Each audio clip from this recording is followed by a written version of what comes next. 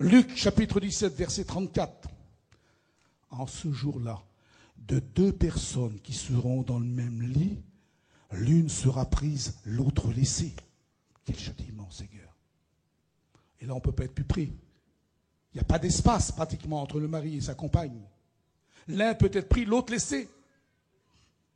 Voyez-vous, dernièrement, avec des frères, j'avais supposé que ce jour béni pourrait venir pendant une convention. Allez, supposons qu'ils viennent dans cette convention. Supposons pendant que Jimmy va nous parler pour les vieillards, là, dans les jours qui viennent, le Seigneur arrive. Ça peut, puisqu'on ne sait pas le jour ni l'heure. Ou peut-être encore, il peut arriver pendant que tout le monde va se coucher. Il est 3-4 heures du matin. Le Seigneur vient chercher les siens, exactement comme je prends cette bouteille. Hop, incognito, personne ne voit rien. Le matin, très tôt de la convention, tout le monde ignore le drame. Comme nos moteurs s'allument aux environs de 7 heures, la plupart de chez nous allument leur poste de télévision. On regarde les publicités, ou peut-être même les dessins animés. Et tout à coup, un flash d'information que voici.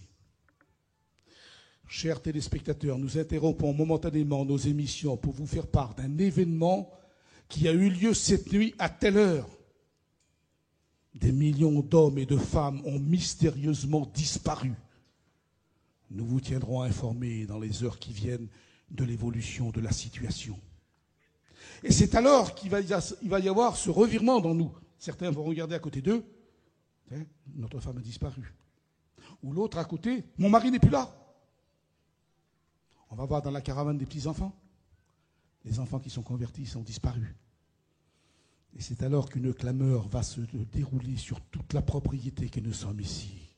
On va entendre des hurlements comme on n'a jamais écouté. Et voyez-vous, ce chapiteau, il sera beaucoup trop petit. Parce qu'un certain nombre viendront, même ceux qui ne sont pas convertis, se rendront compte de l'événement qu'il y a eu. Et on entendra des gens qui sont agenouillés, en pleurs, en larmes. Des chrétiens rétrogrades en particulier, qui invoqueront Dieu. Et il est possible alors qu'un vieillard qui connaisse un peu l'enseignement de la parole de Dieu, qui se lève, monte sur notre estrade, et qui prend ce micro, et qui dise, voilà frères et sœurs, ce qui est arrivé, ce que Dieu avait prévu, depuis déjà la prophétie d'Enoch, qui a 5000 ans de portée. Le Seigneur est venu chercher les siens, et nous, on est restés. Et peut-être que ce vieillard pourra montrer à ce moment-là une bouteille d'alcool en disant, voyez, moi je suis resté, c'est à cause de ça. J'ai troqué ma vie spirituelle pour un verre de bière. Et peut-être d'autres pourront faire la même confession, parce que moi, j'ai voulu avoir la vie facile, j'ai voulu gagner de l'argent facilement, même si ce n'était pas honnête. Et chacun de ceux qui restent là pourront ainsi s'accuser mutuellement pour telle ou telle chose.